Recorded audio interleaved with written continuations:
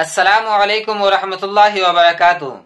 ये 2022 का आखिरी महीना चल रहा है। इस महीने के बाद 2022 का कैलेंडर खत्म हो जाएगा और 2023 का कैलेंडर आ जाएगा। 2023 का कैलेंडर जब आ जाएगा तो 2022 के कैलेंडर का कोई काम नहीं रह जाएगा। हर लोग 2023 के कैलेंडर को इस्तेमाल करेंगे। तो आज के इस वीडियो में मैं आप तमामी हजरात को बताने वाला हूं कि आप बहुत ही आसानी के साथ 2023 का कैलेंडर अपने मदरसे के नाम से या तो अपने बिजनेस के नाम से या तो पर्सनली भी कैलेंडर बनाना चाहे तो किस तरीके से बना सकते हैं। बहुत ही आसानी के साथ मैं ये कैलेंडर बनाने का तरीका बताने वाला हूं। चलिए वीडियो शुरू करते हैं। इससे पहले आप तमामी हजरात से एक छोटी सी गुजारिश है, वीडियो अच्छी लगे तो वीडियो को लाइक कर दे और चैनल पे नया है तो चैनल को सब्सक्राइब कर दे और बेल आइकन को दबा दे ताकि जब भी मैं वीडियो भेजूं आप तक नोटिफिकेशन मिल जाए।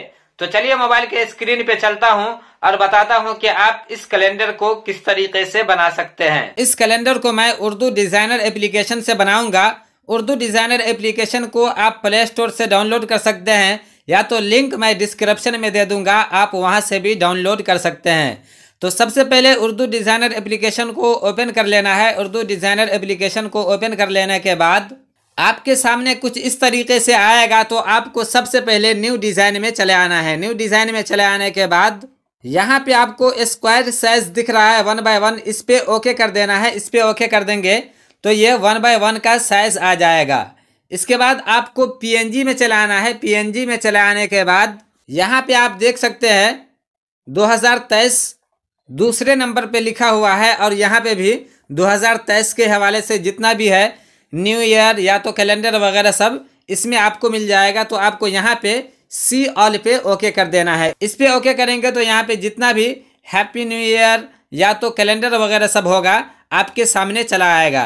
यहाँ पे आप देख सकते हैं ये सब भी कैलेंडर है, इसमें से भी आप चाहे तो बना सकते हैं और न्यू ईयर के हवाले से कुछ बनाना चाहे तो यहाँ से भी बना सकते हैं।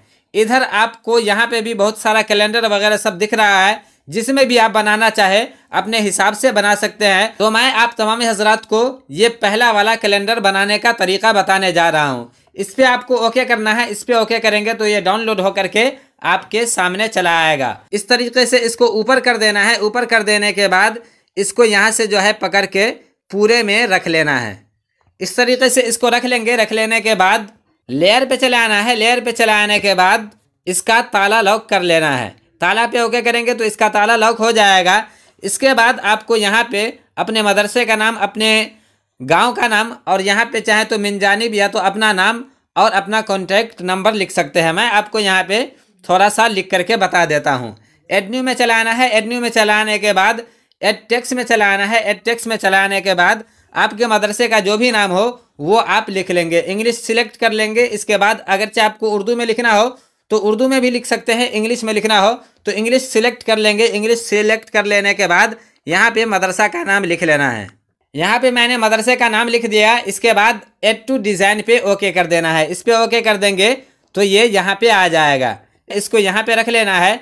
यहाँ पे रख लेने के बाद फॉन्ट्स में चलाना है। फॉन्ट्स में चलाने के बाद इसका अगरचे आपको फॉन्ट्स तब्दील करना हो तो तब्दील कर सकते हैं। आप अपने हिसाब से जो भी आपको यहाँ पे फ़ॉन्ट बेहतर लगे उस फ़ॉन्ट को रख सकते हैं। लेकिन ये मदरसा का नाम है तो मदरसा का नाम हाईलाइट होना चाहिए, तो इसके लिए आपको बोल्ड फ़ॉन्ट लेना पड़ेगा। तो यहाँ से मैं इस फ़ॉन्ट को ले लेता हूँ। इसको ले लेने के बाद इसको पकड़ के इस तरीके से कर लेता हूँ। इसके बाद यहाँ पे इस शेप के हिसाब से इसको रख लेना है। इधर चले आना है। इधर चले आने के बाद मल्टी स्टाइल टेक्स्ट पे ओके करना है। मल्टी स्टाइल टेक्स्ट पे ओके करने के बाद ये देख सकते हैं लाल है तो मदरसा पहले से सिलेक्ट है। इसके बाद रज़विया पे ओके करेंगे तो ये भी सिलेक्ट हो जाएगा। अब ये सिलेक्ट हो गया है। इसका अगर चाहे आप कलर या आउटलाइन कलर चाहे तो अब एक साथ तब्दील हो सकता है। तो यहाँ पे स्ट्रोक पे ओके करना है। स्ट्रोक पे ओके करने के बाद कलर में चला आना है। कलर में चला आने के बाद इसका उजला कलर दे देना है। उजला कलर दे दिया। इसके बाद क्लोज कर देना है। क्लोज कर देने के बाद इसको डन कर देना है। डन कर देने के बाद इधर चले आना है। इधर चले आने के बाद रेस्टर पे ओके कर देना है। रेस्टर पे ओके कर देंगे तो ये अब फॉन्ट से शेप में तब्दील हो गया है। अब इसके बाद आपको क्या करना है, इस तरीके से इसको कम कर लेना है। कम कर लेने के बाद इसको यहाँ पे रख लेना है। यहाँ पे रख लेने के बाद इसको नीचे से थोड़ा सा बढ़ा देना है। शेडो में चले आना है। शेडो में चले आने के बाद इसको इनेबल कर देना है। इनेबल कर देने के बाद कलर में चला आना है। कलर में चला आने के बाद इसका काला ही कलर दे देना है। इसके बाद क्लोज कर देना है। क्लोज कर देने के बाद ऑप्शंस में चला आना है। ऑप्शंस में चला आने के बाद ऊपर वाले को 5 पे रख देना है। इसके बाद बीच वाले को भी 5 पे रख देना है और ये जो नीचे वाला है सॉफ्टनेस, इसको बिल्कुल 0 पे रख देना है। इसके बाद क्लोज कर देना है। क्लोज कर देने के बाद इसको डिसिलेक्ट कर देना है। डिसिलेक्ट कर देने के बाद एड न्यू पे चलाना है। एड न्यू पे चलाने के बाद एड टेक्स्ट में चलाना है। एड टेक्स्ट में चलाने के बाद इसका कीबोर्ड चेंज कर देना है। इसके बाद यहाँ से जो है आपको अपना एड्रेस लिख लेना है। एड्रेस दे दिया। इसके बाद एड टू डिज़ाइन पे ओके कर देना है। एड टू डिज़ाइन पे ओके कर देने के बाद फॉन्ट्स में चलाना है। फॉन्ट्स में चलाने के बाद यहाँ से इसका पतला वाला फॉन्ट दे देना है। तो यहाँ से मैं इसका ये फॉन्ट दे देता हूँ। ये फॉन्ट दे देने के बाद ऊपर में एलिगेंट पे चलाना है। एलिगेंट पे चले आने के बाद इस पे ओके कर देना है। सेकेंड वाले पे ओके कर देना है। तो ये इस तरीके से हो जाएगा। इसके बाद फिर से एलिगेंट पे ओके करना है। एलिगेंट पे ओके करने के बाद इसको यहाँ पे रख देना है। और ये नेपाल थोड़ा सा नीचे हो जा रहा है तो इधर चले आना है। इधर चले आने के बाद लाइन स्पेस पे चले आना है। लाइन स्पेस पे चले आने के बाद इसको इस तरीके से कम कर देना है।